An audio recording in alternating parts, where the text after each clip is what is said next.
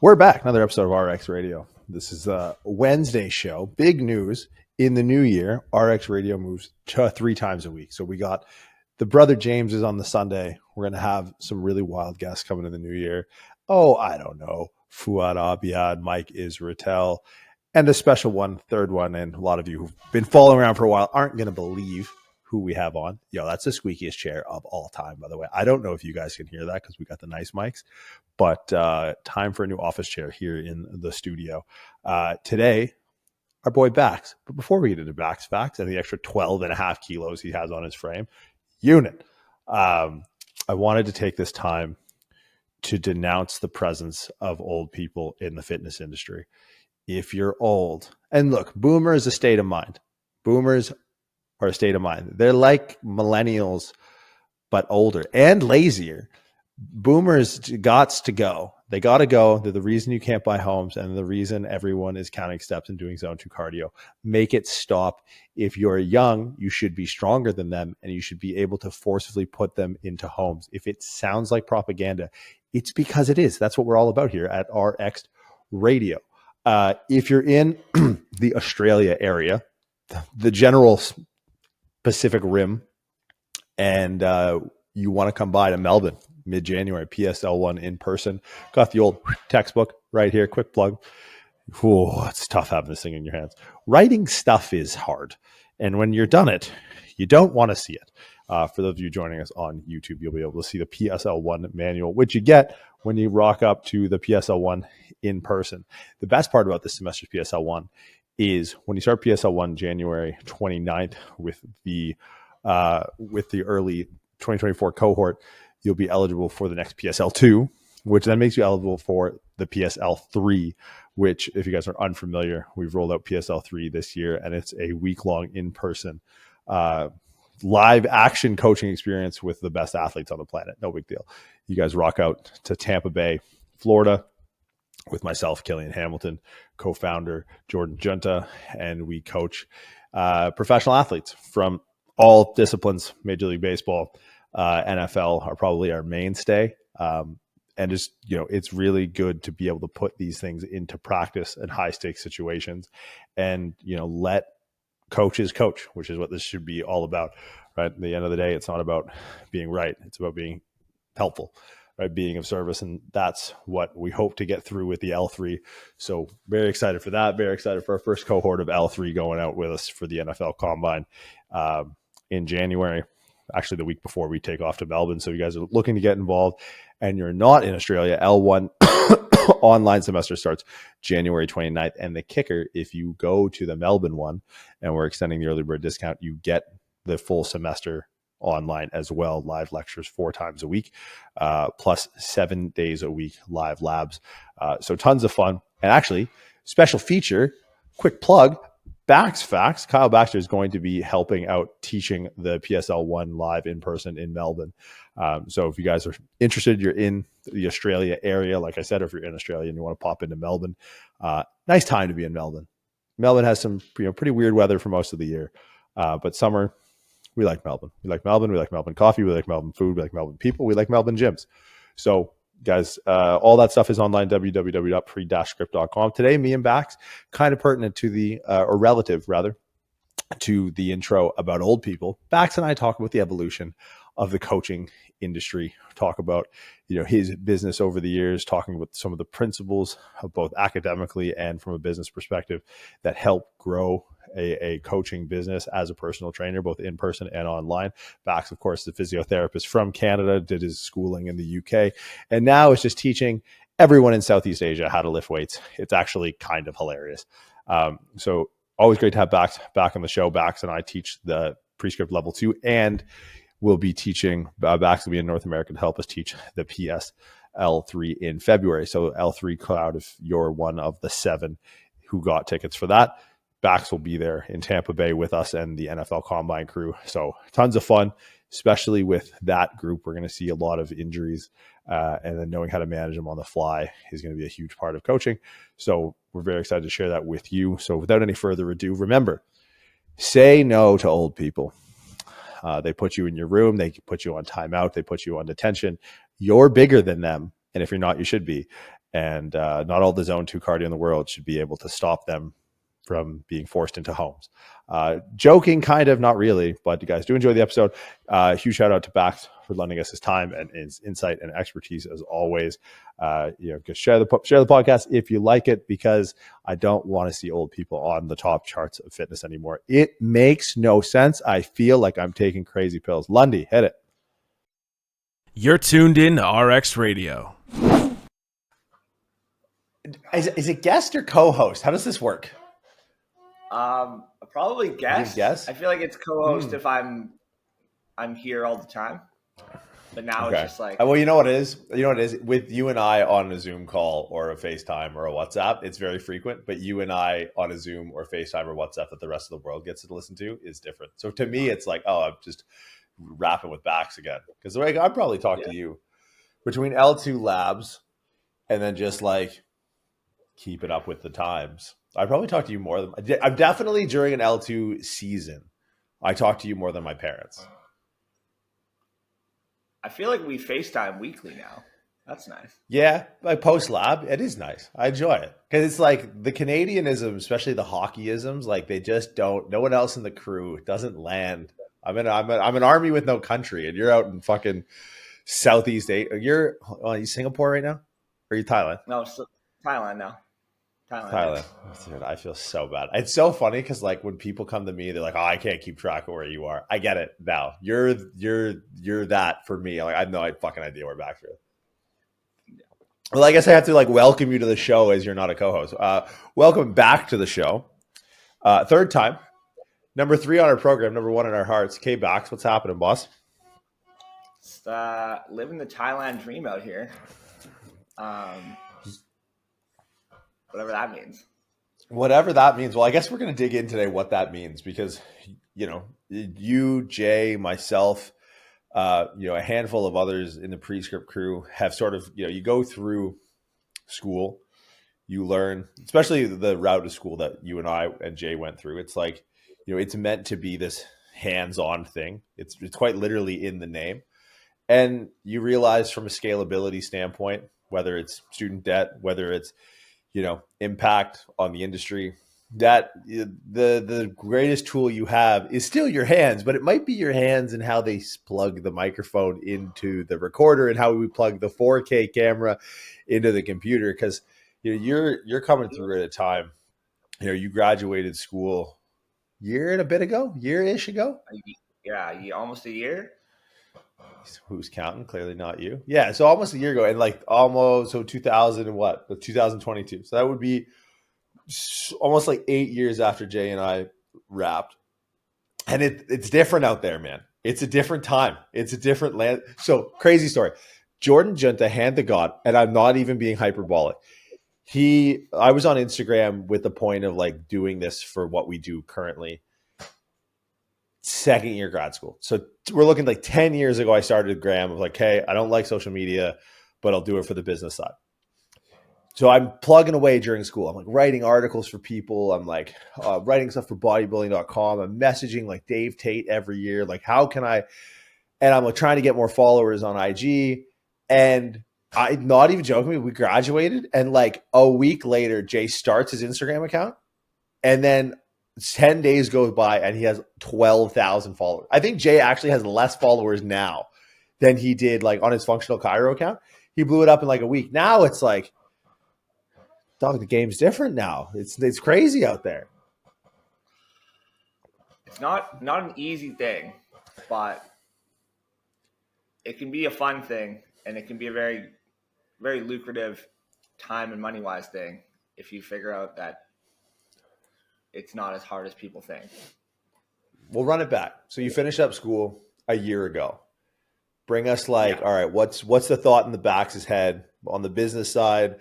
How has it evolved? How's your approach evolved? What's on the docket? Like, basically, if you're talking to Bax a year ago, which is, maybe a handful of people in a very similar position, or, some people in a mirror position, like just trying to grow their social media on the business front. What are you telling them? Like, what's the playbook?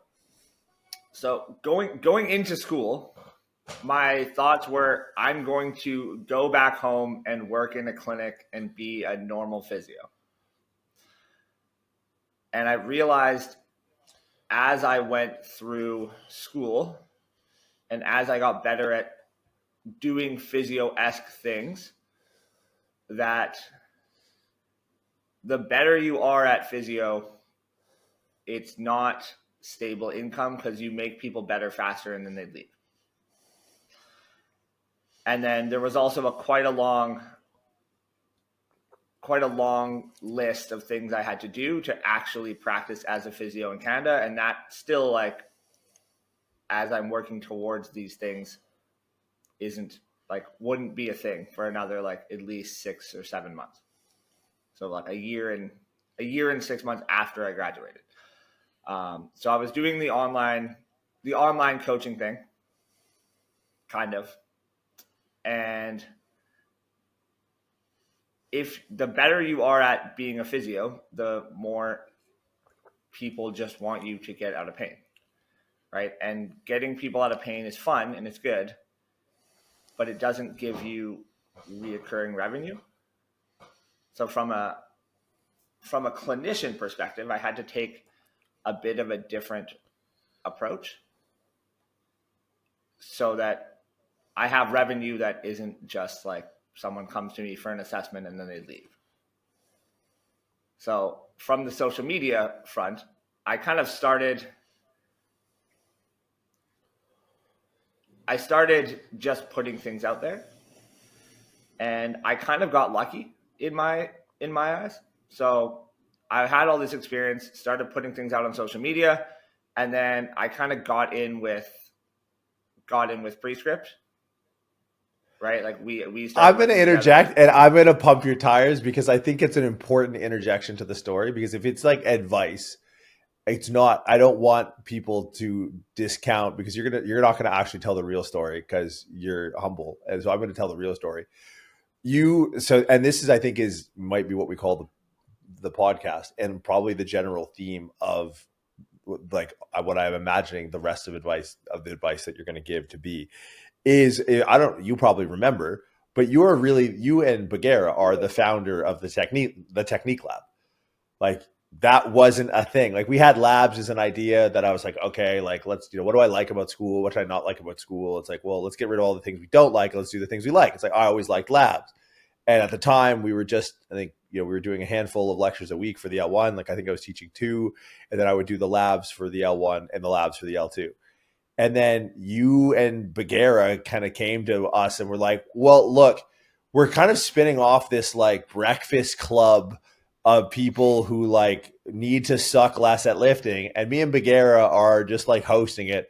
Are you guys interested? We're like, fuck yeah, amazing. So like, what you might call luck, I call solving a problem and providing a ton of value, which is like, if we had to call the episode one thing, it's probably those two principles. Like, how can you solve people's problems and as a byproduct provide a ton of value at the same time? So like, when Bax says luck and you're listening and you're like, well, I really hope like lightning strikes me and I get lucky. It's like, no, it had absolutely zero to do with luck. He was like, hey, there's a problem that you don't know exists, and don't worry, me and the boogeyman already have a solution for it. It's like, great. What do we need to do? Continue. Sorry, I'm not going to let you skate by and call that luck. Yeah. So I was creating content, if you will, right? This was my social media strategy when I started. Post at least 5 times a week, and don't let my story go without something on it. That's literally all I did during school. And as I went through these, and I realized in retrospect that I was doing things correctly, but I didn't know, because I never really thought about who I was talking to and what my niche was, right? Like, who am I speaking to? Who is my target audience? Who do I want to work with, right? I just kind of started working with some coaches at the start, and then I started working with Prescript, and then I got introduced to more coaches, and I was always making smart people content the entire time. Like, I was making content for coaches that coaches would resonate with the entire time, but I never realized that like coaches were my niche until I sat down and I was like, what's a niche? Like, who am I talking to? I just like I just don't think about it, and I just put out posts every day. And I think that would be the first piece of advice of understand who you're talking to and who you want to work with.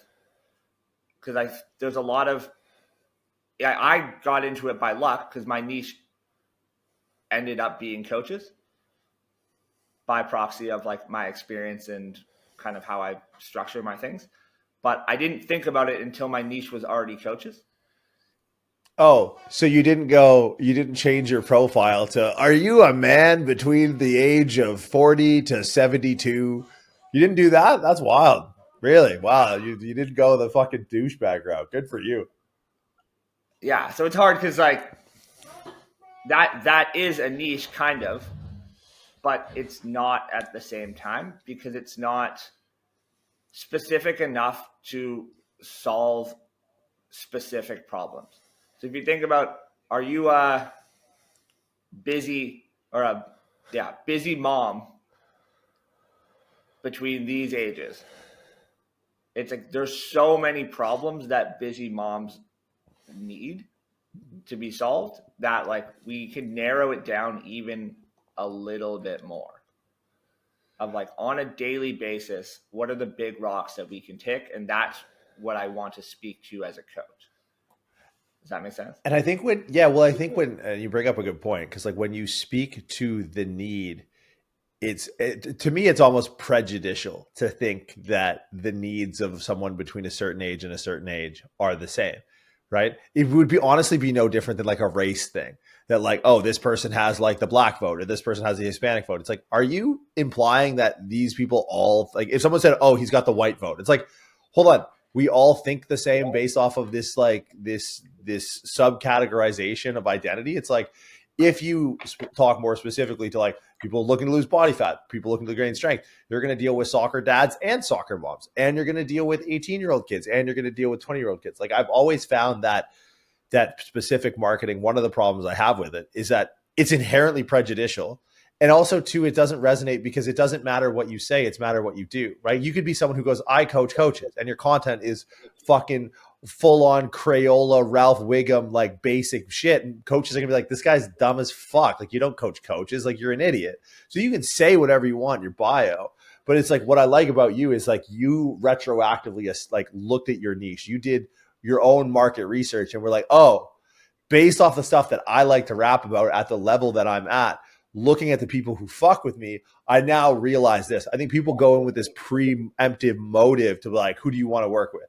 I want to work with type A business executives. They got money and they don't have time. They're not going to answer questions. They're not going to do the check-ins. And then they just like write fucking boilerplate shit content and they just kind of get washed out in a sea of other people. And then any fucking CEO type A person goes, this guy's a pleb. This guy sucks. Fuck this guy.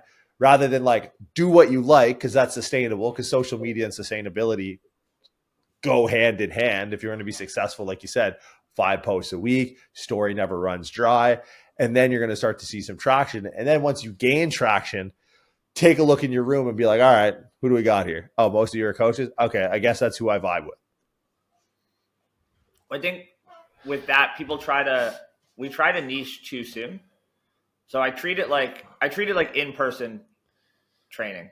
So in my career, I was at like a very boutique strength and conditioning, like pro athletes come in, expect like people with lots of money come in. I had a client who lived on an island who took like a helicopter and stuff like that. And then I went to a big box gym from that. So some people would say that's a downgrade in the fitness industry, which is, in my opinion, it wasn't, because I didn't learn anything about business, because money was never the objection. And I didn't have to run my own. I had to run my own business because there was no people in the gym, but I didn't have to like go searching for, it wasn't like there's 1,000 people walk through this door. There's 28 trainers. Every trainer has talked to every person. You need to go talk to them. Right. So at the start, what do? When you're a trainer in a big box gym, you work with anyone. There's no niche. It's not like, hey, excuse me, sir, are you between the ages of 28 and 45? Are you a busy working individual? It's like, no.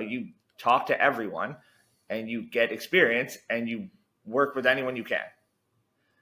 And then maybe you become like, for me, I became like the pain guy. It's like, oh, someone was in pain and like they like a meticulous trainer. Like that's like I would get recommended to people. But at the start, you just work with anyone. And I feel like on treat social media no different than I do online. Of like, if I don't post on social media, it's like I didn't go into work. If I don't do stories, it's like I didn't go into work. You know what the easiest way to get clients when you're work at a commercial gym? Sit at the front desk and just say hi to everyone. And then people will come in and say, hey, I need a trainer. Funny thing about me is I am a trainer. Like, let's walk around and talk, right? So it's the same thing with in-person and social media. Like, you can't choose who you work with at the start because you don't have any clients. You just need to work with anyone. Don't niche right away. Just be yourself first, get some clients, and figure out what you're good at. And then you can niche eventually once you've worked with like 100 people at least. Oh, it's funny you bring up like the niche thing and you make the comparison to in person because nothing kills me more. There's some sort of perceived aesthetic of value of scarcity and the discrepancy between people you follow and the number of people who follow you.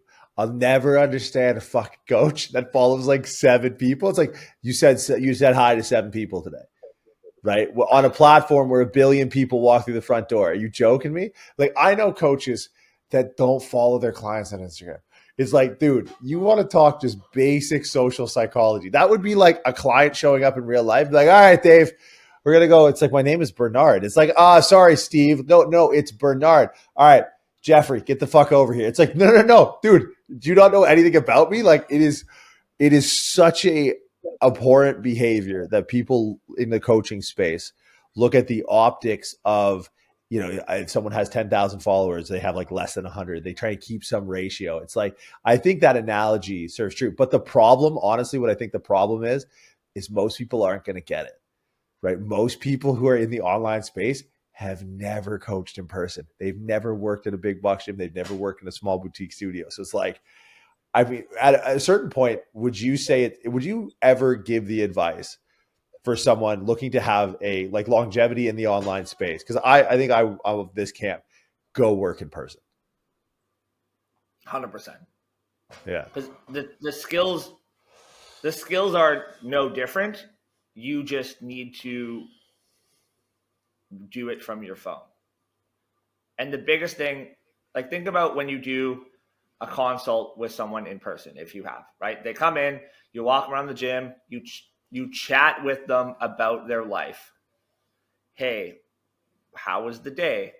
Do you have any kids? What does your life look like? That's all you talk about for 60 minutes, 58 minutes. You shouldn't talk about science things because people already know that you can help them.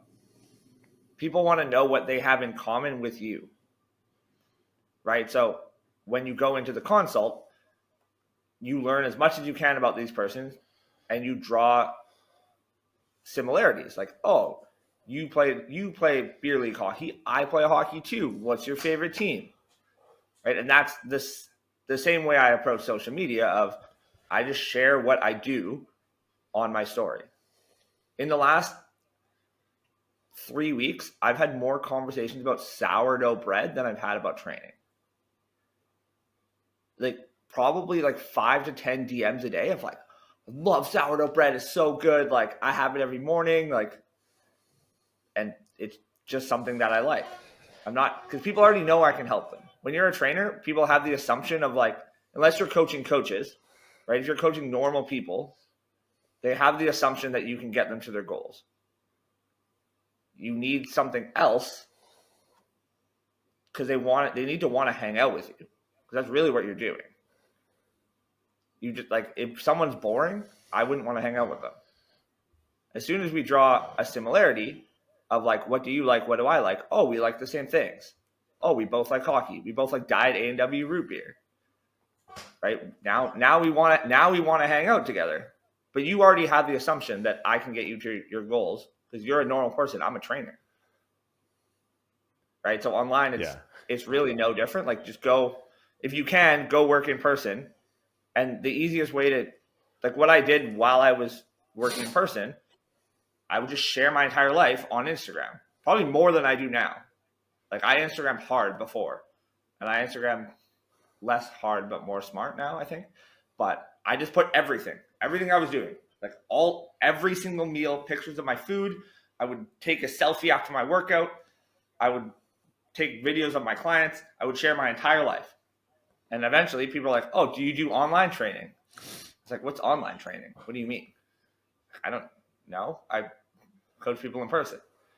So go get a job in person if you're a new trainer, and just share. You share your entire life online, and someone will resonate with you because people just want to be a part of something. Yeah. Right. I feel like that word sharing is super specific. Like I like that word. And I think people don't underestimate, like Instagram is not dumb. They're not. Like obviously, like, you know, Meta as a company might have their issues, but like when Instagram came up with the concept of stories, and I was like, oh no, now we're in for it.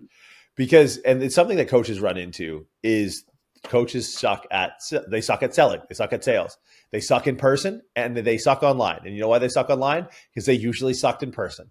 But the nice thing about online, as it does mimic in person, is I love how you were telling earlier about like you do a consult and you said an hour, 60 minutes with the person, and then you said 58, because you talk about their life for 58 minutes. And then I'm sure you leave that last 2 minutes open for the actual sale, because that sharing is what helps. Like, I think when people realize that they're not selling, they're sharing, and they're actually make more sales when they share, the money side of things starts to come in, because people need to realize that, and this was an axiom that was ingrained into me in the early days, is people don't buy what you know, they buy who you are.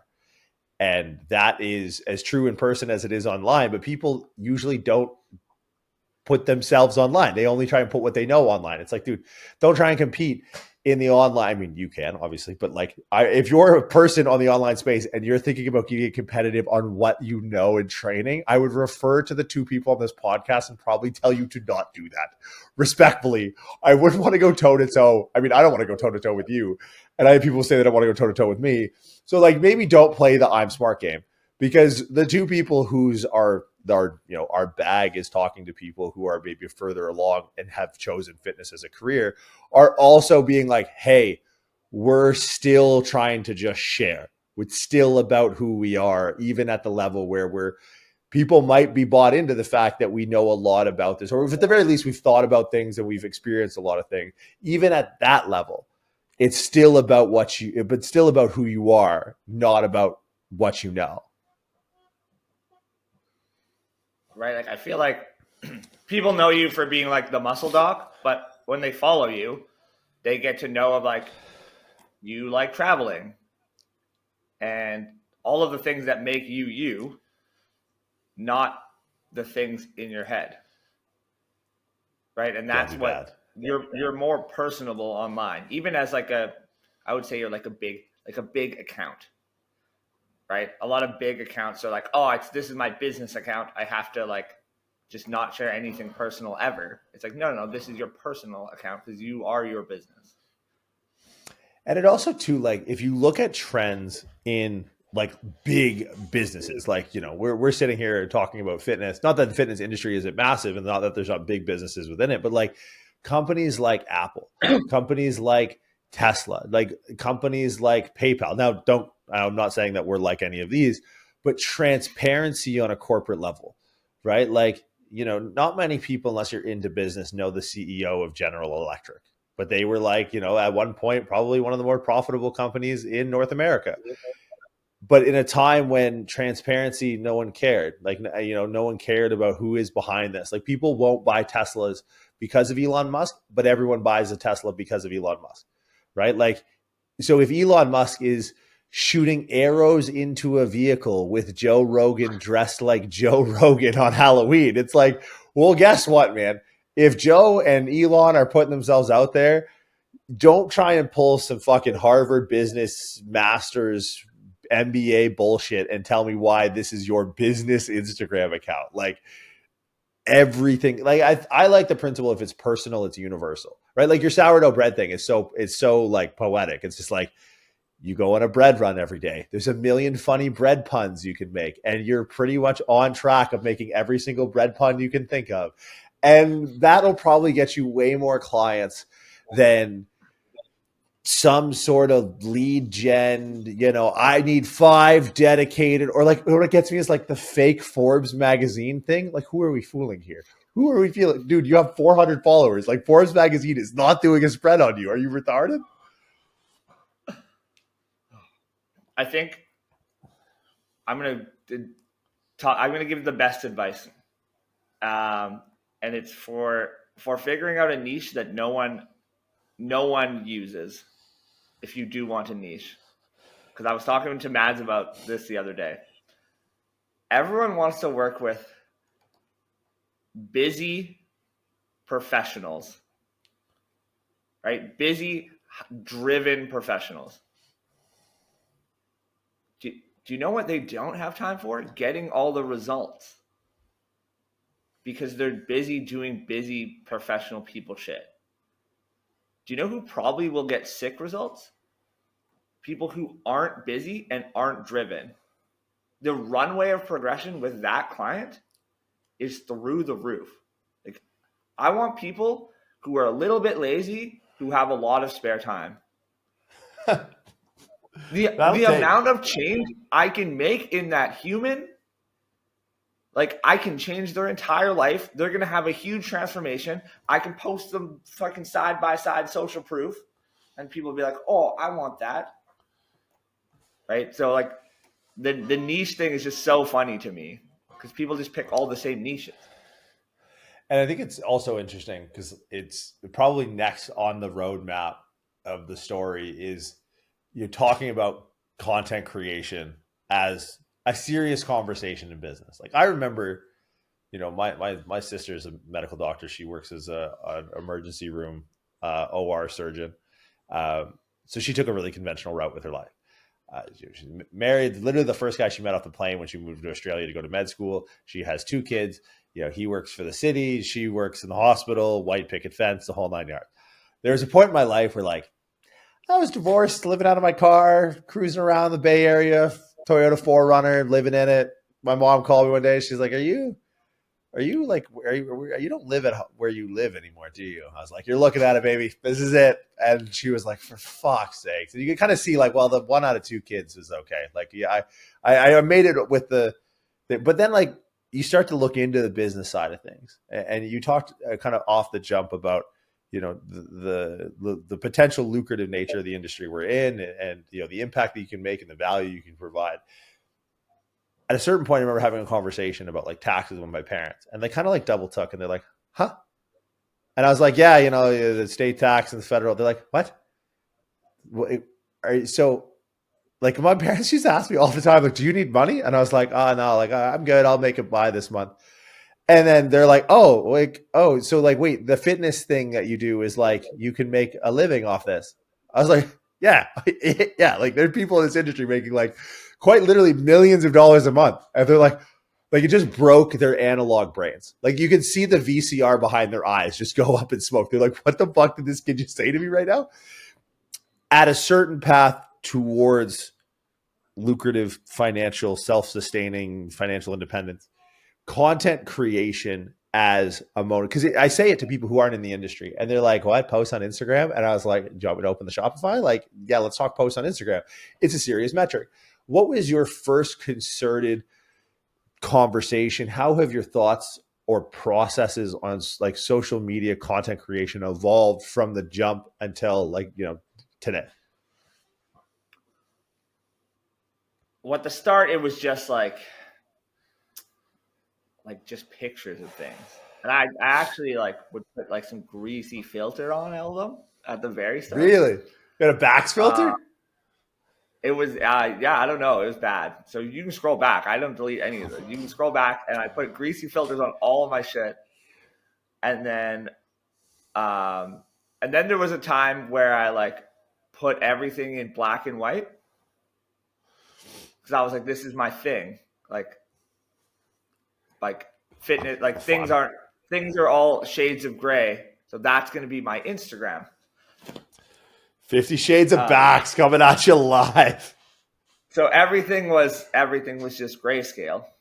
But I would put like different, like I would just use the Instagram filters, and I have like there's different grayscale ones, so it wouldn't even look the same. It would just everything would just be no colors on my page. Slap a Tokyo filter on it. Move on.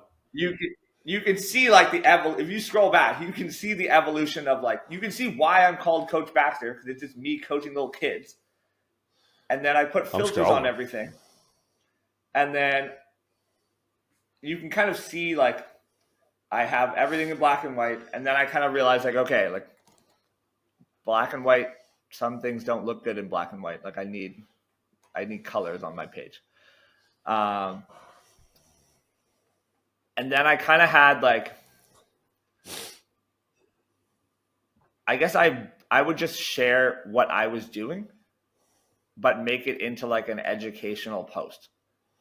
Like I've always been like just educating someone because I wanted people to think I was smart, I guess. Yeah, you got there. I found your black and white period. You're like Picasso. Then we move into his blue period. Colored reemergent with a big ZA photo. Big ZA photo with Thick Mads, May 11th, 2020. But I think it's so like it's such a natural progression. People are so worried about the aesthetic, right? Initially, that's what people worry about. I need it to look good, because if you look at other companies, and that's why, like, even in the time, we spoke out the jump, like me and Jay coming out of school, how it was like a different landscape. But even you, like, getting into this in 2020, we're sitting here, you're literally on the other side of the world. Like, we are talking to each other on a 12-hour time vacuum. Like, I'm at night, you're in the morning at the same part of and I got this microphone, which is the same microphone that Joe Rogan uses, on this arm, which I think is it's a different one he used to use. And I got, I don't know how much that fucking camera costs, but it's not a cheap Blackmagic camera. And then I got a computer monitor up here where I'm looking at you. So it looks like when I look at you, I'm looking right at the camera, which is sick. I got a light here.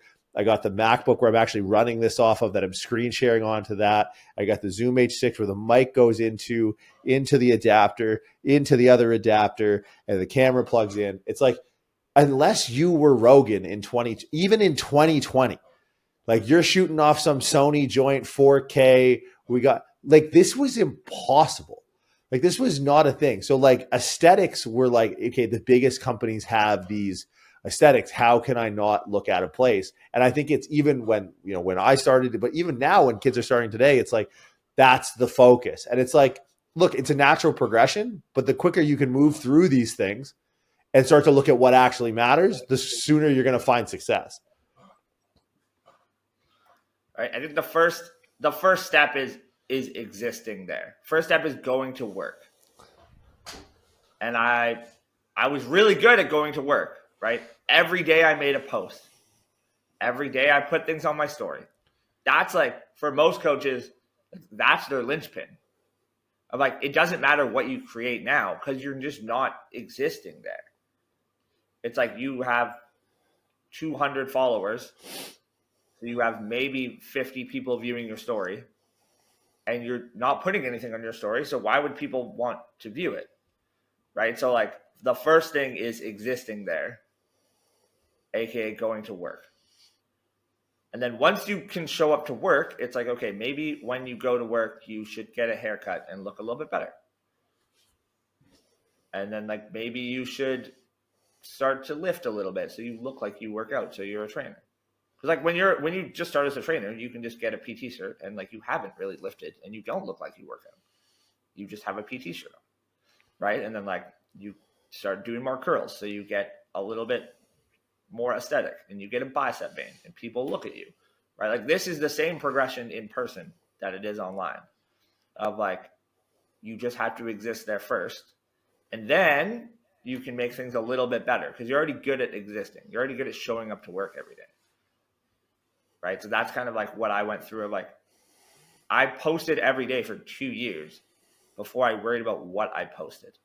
Obviously, like, the progression can be a little bit quicker for it should be, for everyone. But if you can't do these things daily, it's like you're not going to work.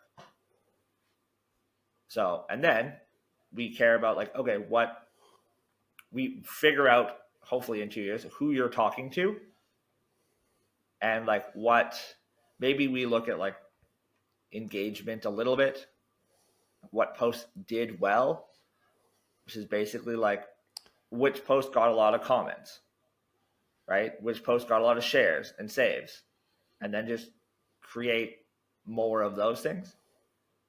And I think the thing that people forget about Instagram is after, I don't know, 24 hours, no one is going to look at the post ever again, usually. So the best thing about that is you need ideas. You can just go repost the same thing. You can make all of the same reels. You can just run 100 reels through of the same ideas and just make the same reels over and over and over that speak to your niche, because no one is going to look at a reel that you actually, some people who scroll back, but like if someone scrolls back and looks at all your shit, like go talk to that person. That's the person who's standing in front of the PT screen, the screen with all the PTs on it, like pointing at you. Go talk to them. Right? But like it's just funny, like the fear of going to work is so crazy to me. Like, and I get it to a certain degree, but what help? Do you remember? Okay, so Super Bowl halftime shows used to be sick. And then Justin Timberlake pulled out Janet Jackson's tit on the fucking national TV. And they were terrible for like the last 15 years. They were dog shit. All because this one dude just goes, boom. And then it was just tit. And you were like, what? And you're like, yup. And then the next day it was nuts. And then the day after that, nobody cared. And then I was like, oh, and I'm going to be afraid of like putting something on the internet that someone doesn't like. Are you joking me?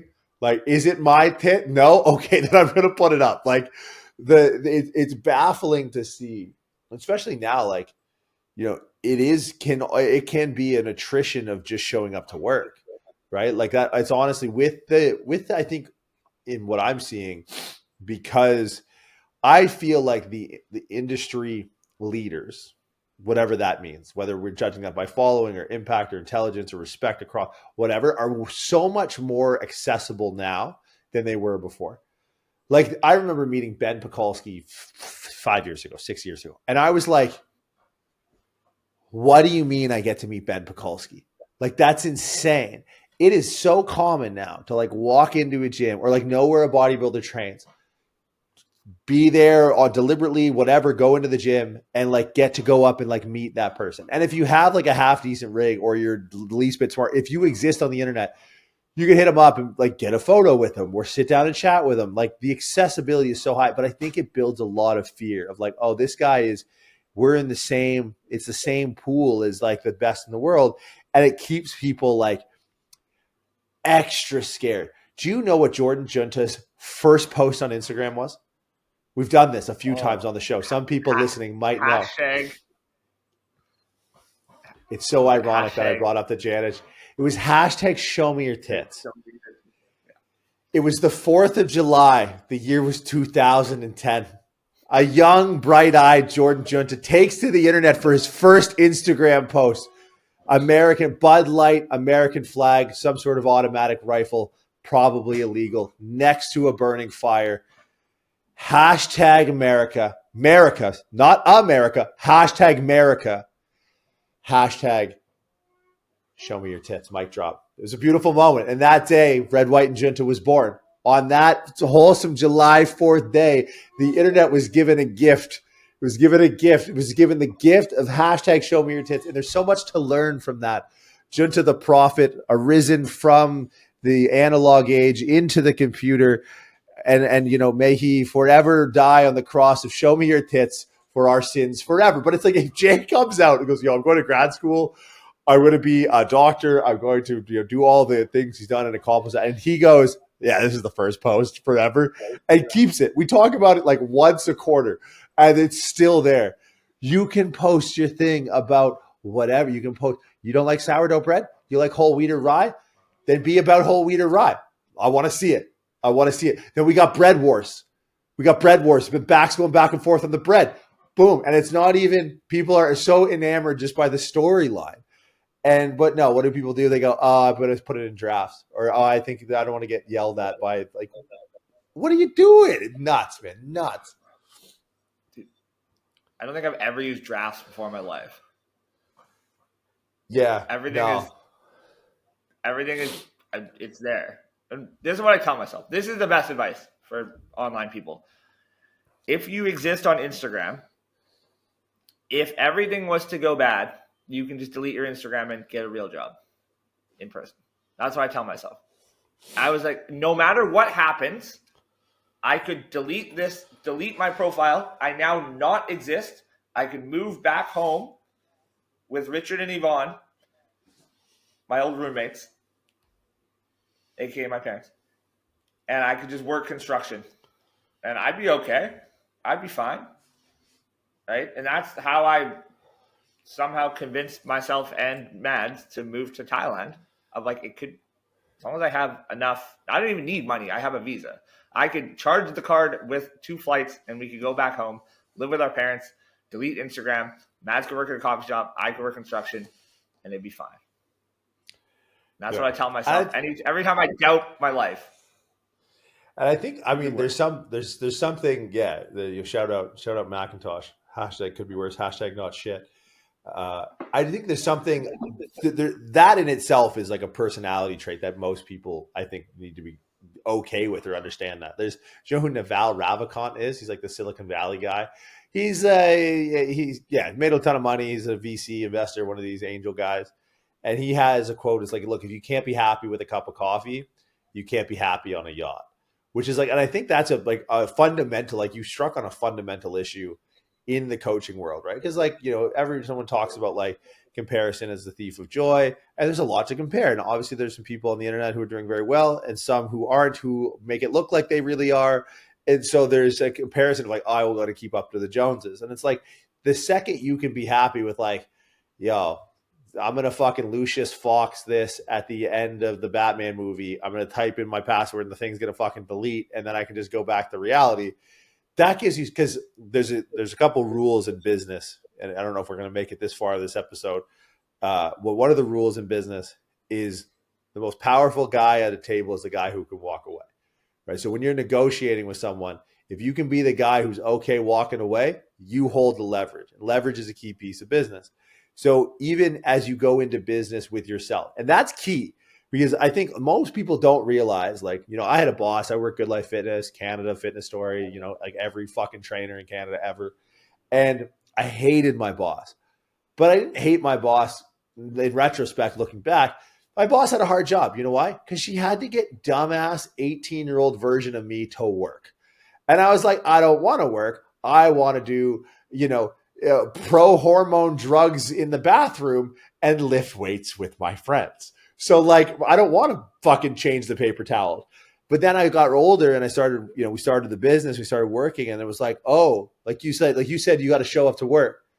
It's like, there were times where I just like didn't, like in real life, like just didn't show up to work. Yeah, I worked the bar late last night. Sorry. It's like, dude, there's 40 members outside the club. It's fucking 6 a.m. on a Saturday. You don't just not show up. And I was like, oh, word. Okay. All right. But like, no, straight up. It's like, I think people need to realize that you are an employee of yourself. You are your boss and the employee at the same time. And a lot of times if you can look at it yourself and have a metacognition of the way you're moving, it's like, are you showing up to work? Imagine what your boss would say to you if you didn't show up to work. I know. Brooke Ukrainic called me. It was like, what the fuck? Why you're not at the office? Are you an idiot? Like, get your ass over there. I don't care if you were at the bar late last night. You have a job. I'm going to fire you. So I just run that back in my head of like, oh, I don't really want to post today. It's like, you idiot. You have X number of followers. You can get more. You have that many people. Are you stupid? Or do you want me to fire you? Get your ass and post. People don't realize how hard they are as employees, and they just try and they don't realize that they have to actually work for themselves because they've never really been aware of how they worked for someone else. And it's like, dude, you're not going to get away with shit because there's no one else around to fucking pick up your slack. Someone was there when I got to Good Life. I don't know. One of the other trainers showed up with the key and opened the gym. I was like, oh, But if I don't post, it doesn't go up. The gym does not open. Yeah, I think just going and having a job in person, no matter what it is, and like actually looking back on like how did this job work?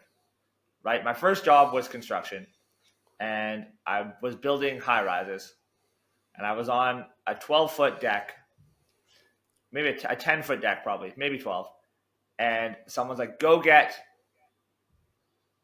something from down there, like off the deck, right? So like how they build high rises is like you build the wood, and then they put the rebar, then they put the concrete, and they tear all that shit down, and then you build the next story, and you keep going, right? So I was the wood guy. They were like, go get these things from down there, and I jumped off the 12-foot deck. Obviously, extremely big safety violation. Like don't do that on a construction site. And like the foreman or whatever, like the guy in charge of the site was there, like the big bosses. Everyone, they were all named Tony, and I got screamed at, and I got sent off the site the first day. And I'll never forget that, because I'm like, okay, there's rules here that I need to learn, regardless of if I'm new or not, because people don't care. I need to follow these rules. And now it's like you are Tony, and you're young backs jumping off the deck, right? So like you have to create your own rules and then follow those rules. But the problem is like you just think that you're young backs and you can just jump off the deck and do whatever you want, when it's like no, like this is, you own a business, kind of. You probably own a service, but you need to create your own rules for your working environment and then abide by said rules. And I think creating the rules, unless you have like a business coach or whatever, like no one's going to do it for you. Even if it's like, I start work at this time every day. Like me, I start work at 7 a.m. Work was this podcast today. But I start doing something productive at 7 a.m. every single morning. And that's one of my rules. Right? And if I don't, it's like I'm not showing up for work. Because if I start to treat this not like a real job, I won't work like a real person. And then I won't have real person monies. And then I won't be able to buy nice things. So, People, trainers especially, we had John Bond on the podcast earlier in the year. John Bond, close friend of mine, close friend of the brand, international gym owner, started from cleaning spit buckets in some boxing gym in Blackpool 25 years ago, right? Cut his teeth all the way through to what most people would probably aspire to, right? Living in Los Angeles, house in the hills. I mean, I'm going to hype him up a little bit. He's got a wicked truck, and he's got a Lambo. Just chilling. Like he's what every Instagram douche who rents a Lambo pretends to be, but actually, like to use a word, he's him. He's that guy. He is that guy and more. And he's jacked, and he's living it. And he said, trainers are people pleasers. And I think making the rules and telling people what to do, that's what trainers do all the time. That's our whole job, is we tell people what to do. Eat this, don't eat that. Hey, put that down, you fat piece of shit. Hey, pick that up, you fat piece of shit. And it's like, great, dude, I'm so good at my job. It's like, yeah, well, what if your job was not only making the rules, but following through, right? Like, and that's where I think a lot of people, it's a funny intersection, because trainers are really good at setting parameters for other people. It's kind of like a big part of the construct of the business is like, here are your reps and sets, here's your macros, or however you divvy out that information to get clients to their end result. But when it comes to themselves, they're not easy. They're not good with those conversations. I bet you that foreman has fucking chewed out 1,000 people in his career. Like it was that Tony, and every other Tony like that Tony it's a knee jerk. That's why Tonys get that job. Is because Tony's hot under the collar. Tony hates his family. Tony wakes up early just to lay into a young backs. Like 12 foot, 10 foot, you step out of line, you spit on the ground, Tony's fucking up your ass. And it's like, some people never had a Tony, right? Some people's Tony is their parents. You get smacked upside back of the head. The first memory I ever have of a human being on this earth was eating soap as a 3-year-old. Tony was my mother. Louise Shallow's Tony. Right. But if you don't got a Tony, you got to learn how to become a Tony, because if you just stay a young backs, you're not going to have the discipline, because really in the early stages, it's figuring out what the consequences are. For me, it was like, I literally had to do homeless guy meathead math. And it's like something I think about often. I was living in my car, the San Francisco International Airport. I had an office at Boss Barbell Club that I would sleep in from time to time. I would trade seminars for hotel rooms, so I had a place to live that wasn't my car for the weekend. And I would sometimes, because I was still trying to compete in powerlifting at the same time, I would look at, okay, well, the nearest grocery store is X number of miles away. I was living in the States, and I have this much gas left in my car. If I leave to go get groceries, I leave in the car, I have to get gas, but I have less money for food. But how many calories am I going to burn if I have to walk that trip there and back? Because the amount of groceries I could buy with the extra money I have that I don't have from spending money on gas would then allow me to buy more food, but I wouldn't be able to carry it all. So I'd have to walk to it. But would I end up in a calorie surplus based off of the number of calories I would expend from walking from where my car was parked to where the grocery store was, there and back twice to buy the groceries by more money? And it's like, okay, at that point I reached rock bottom. I was like, I get it. Universe, I got it. Consequences. Can't be like the young dude anymore. Time to get your shit together. Okay, I'll fucking walk. I'll get my goddamn cans of tuna, and then I'll be good. I'll show up to work. I'll show up to work the next day. And that was the time like work was showing up online, and it was writing posts, because it's like, you have a lot of momentum in the space. You're well known across like those who know Bax as like a fixer of complex problems. You can see stuff, you recognize patterns.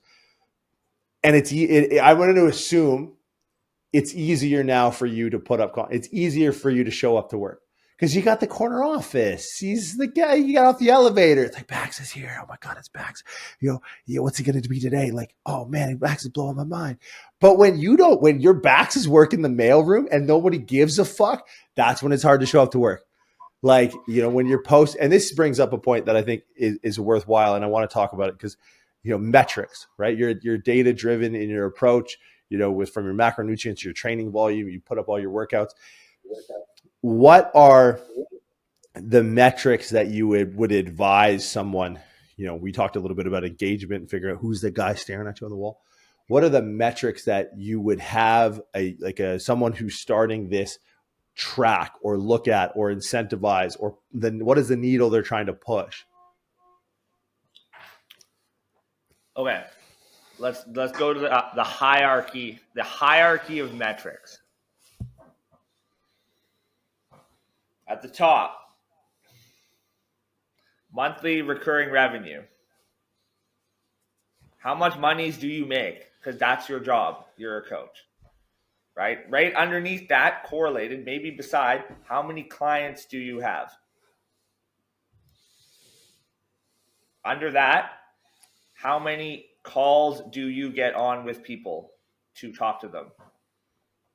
Right? Still not Instagram things, really. Underneath that, how many conversations do you have per day? Underneath that, now we get into like the Instagram things of like, you can look at shares and saves. I like those. Shares, saves, and comments. And then underneath that is like existing, right? How many posts do you make, et cetera, right? But we still need to look at the top, because that's what looks at our decisions, right? Because it's not really a pyramid. It's like you are always looking at all of those things, but the monthly recurring revenue is still the most important one, right? Like I work with some people who have like 15,000 followers, and they're like, yeah, I've struggled to like book consults. I was like, what do you mean? Like, I'm not a business coach, but like I talk to my clients about business.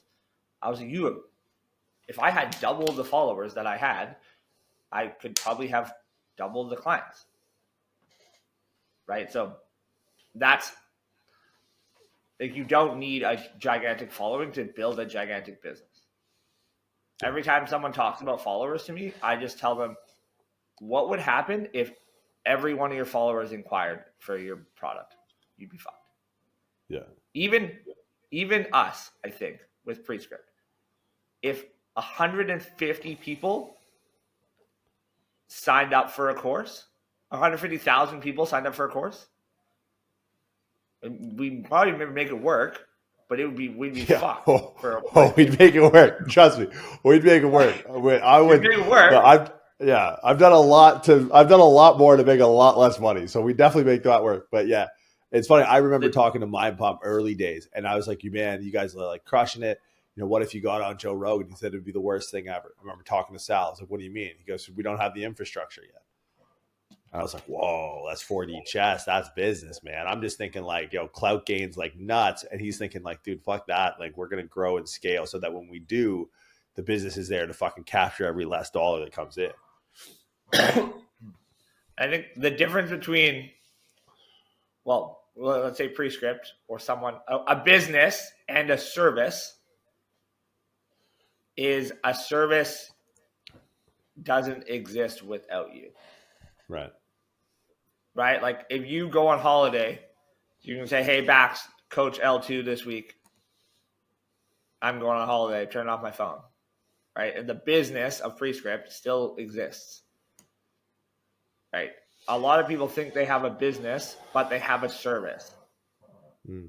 It's like a restaurant. I have a service. If I don't go on my phone, for one day, I will wake up to 350 messages. And it's not just messages that I can ignore on my DMs. It's like messages of people who pay me money. Yeah. So like people think they're business owners, but they're just service providers. Yeah. Which helps when we realize that this is how I look at it is like there's no fitness industry, right? Fitness is the byproduct that people get from the service, right? Like I go to a restaurant, it's not the food industry, it's the service industry, right? There is a food industry of like the people who make the food, but a restaurant is the service industry. And the byproduct of the service is you getting food, right? There's people who we're probably in the middle of like, we understand the ingredients of the food and the taste. Right? There's the connoisseurs of food who understand all of the intricacies of the plating and everything. That's like the biomechanics people, right? The coaches who really care about that stuff. And then there's like the normal person who's just like, oh, this tastes good. That's most people. And the goal, the service or the thing that they get from the service is just results. Getting lean, getting more muscle. That's like it tastes good of the fitness industry, right? Yeah. So when we realize that most people, 95+% of people, just have a service, they don't have a business. I don't have a business. You bring up the KPI thing, or we talk about the KPI thing, and like you kind of tiered it, and I think looking at recurring revenue clients, looking at consults, looking at number of conversations, looking at content. There's a couple ways to frame this. And I think that organization works really well. And it's not just about like, we can quantify things. And I think it's useful for people to look at how things move in these quantifiable, very easily differentiated, key performance indicators.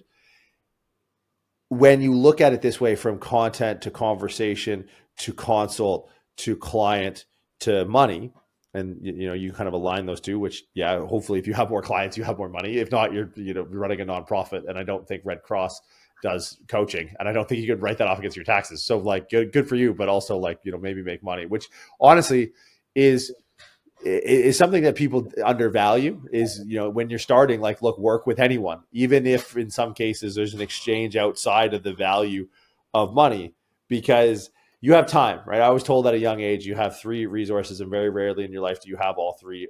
You have money, time, and energy, and very rarely do you have all 3. So, if you are lacking in one, be abundant in using the others. So if you're lacking in money, use your time and energy, and you'll probably figure this one out, because there's very few times in your life where you're going to have all 3.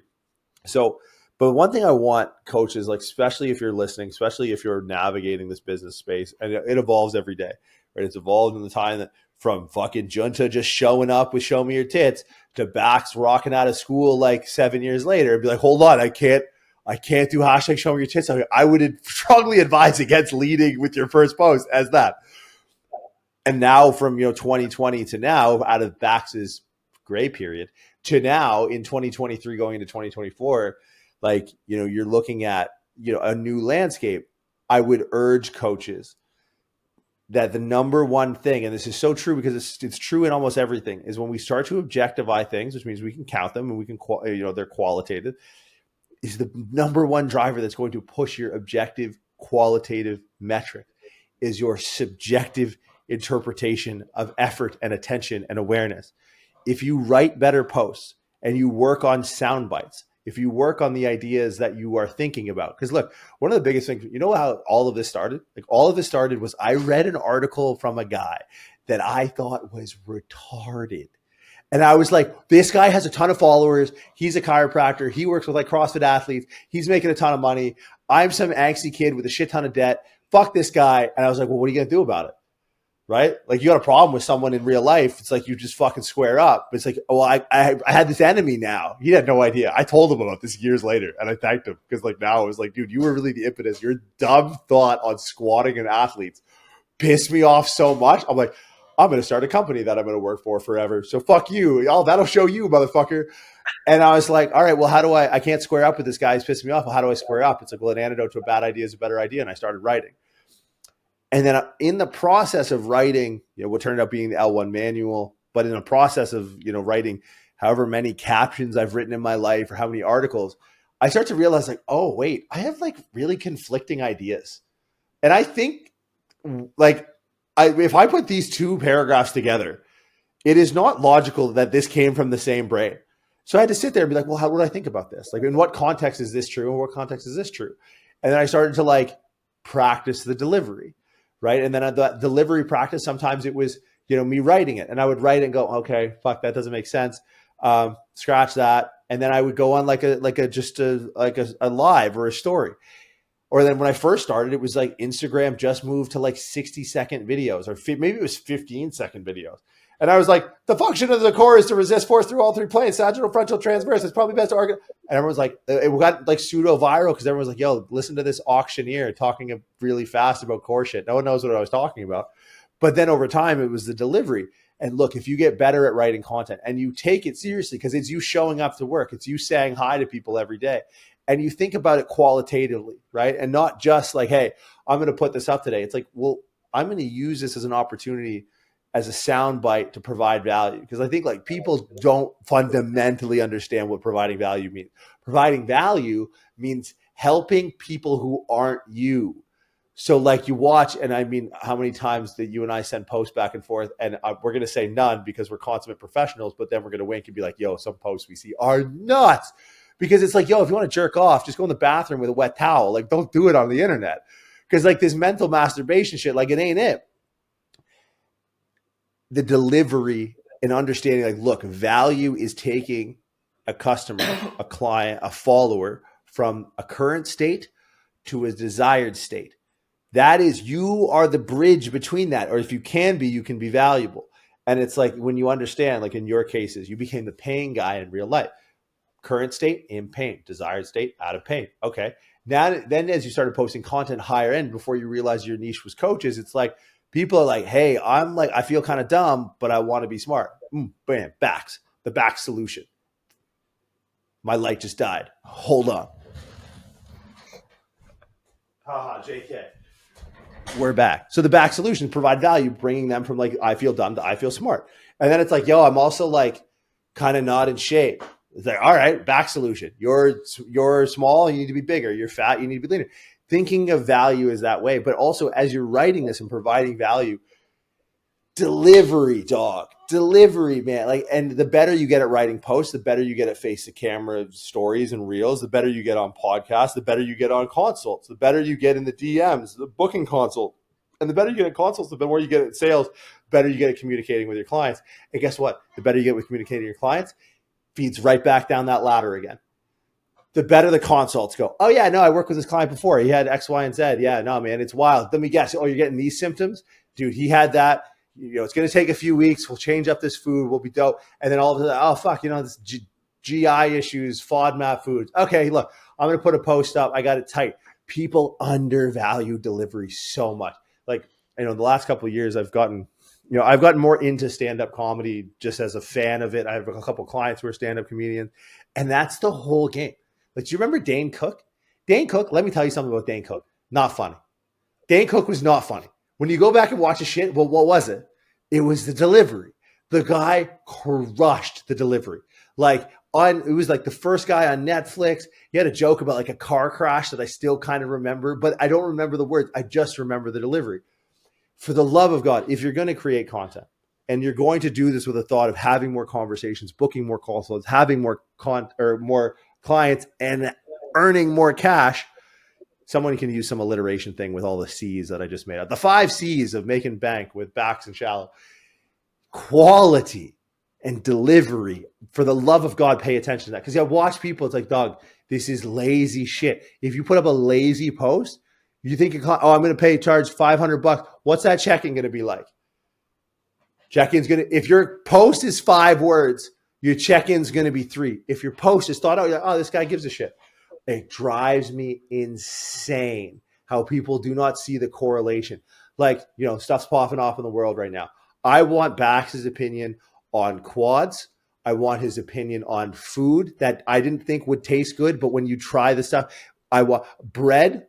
I don't want your opinion. Look, if you have an opinion, it's okay on the internet to be right and to be quiet. You can do that.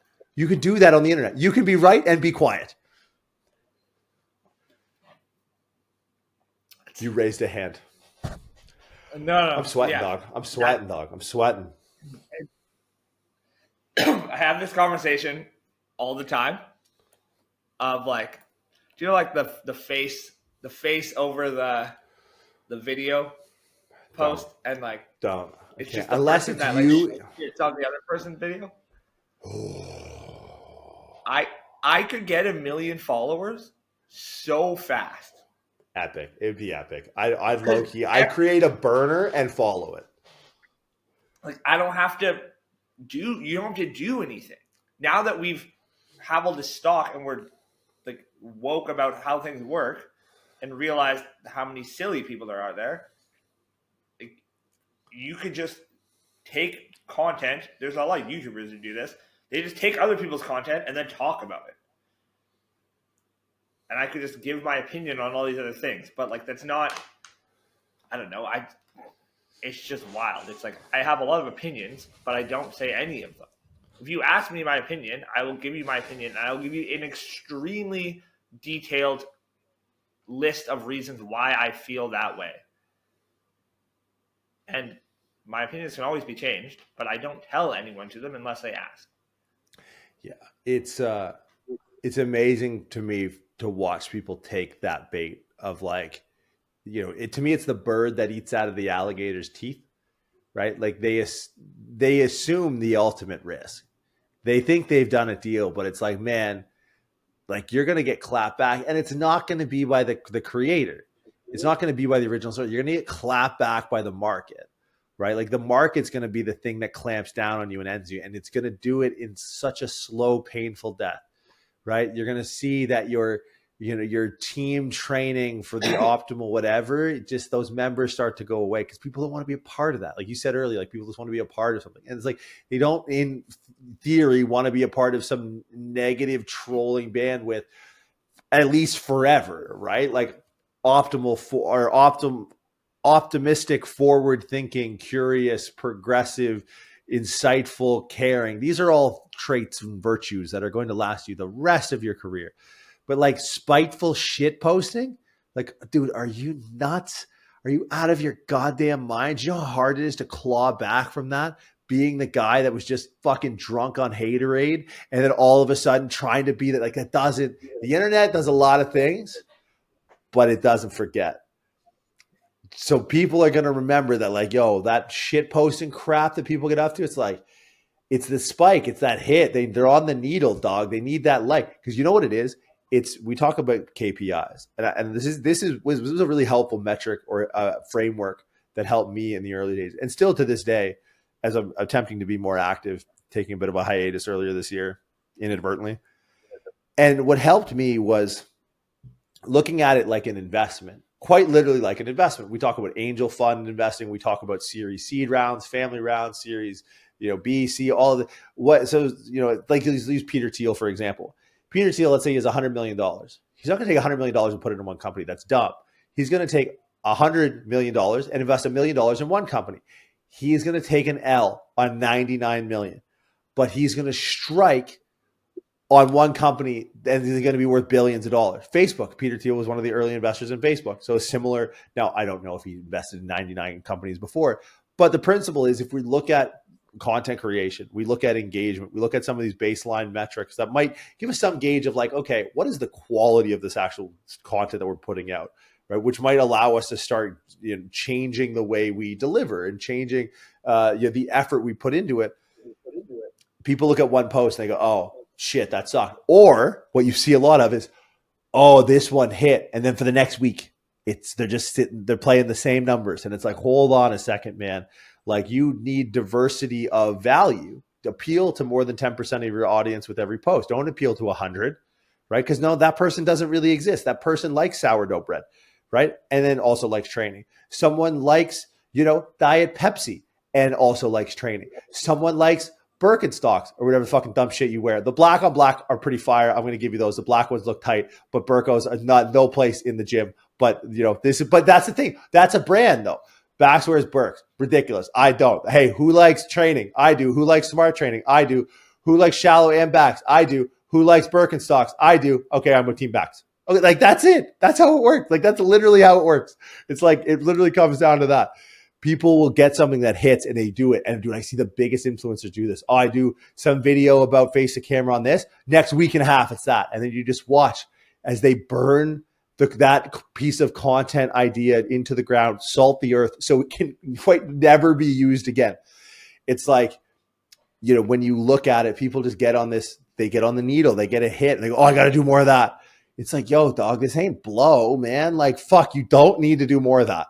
Like you need to do what you were going to do tomorrow, and you don't need, over the course of 100 posts, that's the metric we're looking at. How far ahead are you every 100 posts? The trick is, how do you get to 100 posts? You only got to post 100 fucking times. And some of them, dude, I've been sitting on this uncanny valley post that I put up, like, I don't know, whenever, for like a year and a half. I'm like, I really like the concept. I like to talk a lot in analogies. It's very far-fetched, flopped, face plant, nosedive, right onto the cement. Nothing. Bub kiss, crickets, dog shit. Rattled. I've been doing this for fucking 12 years and I've still been sitting on this. People like, yo, this like a Friday afternoon, like 4:00. Yo, it's going to pop. Fucking smoked, dude. Like but it was a nice reminder to be like, look, I don't give a shit because I still got to post tomorrow. And I should have posted that fucking thing 6 months ago when I had done it the first time. And then it just recalibrates. But it's just like, perspective. And honestly, it comes from working in real life. I think. Anyways, that's sort of my take on KPIs and what we should track. I like the way you tiered that. Closing remarks, because I think it's worthwhile running this back in like a year, 2 years down the line as Bax becomes a co-host when he moves back to North America. I'm talking all this into existence. Closing statements. You're talking to the audience that we know we have. People who are looking to accelerate their fitness business, leverage social media. Bax wisdom.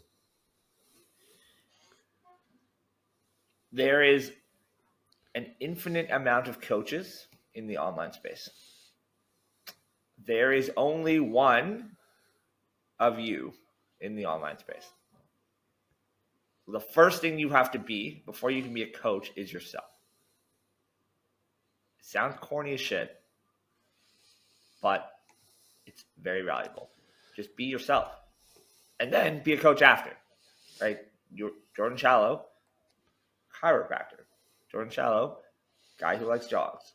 Jordan Shallow first, and then everything after.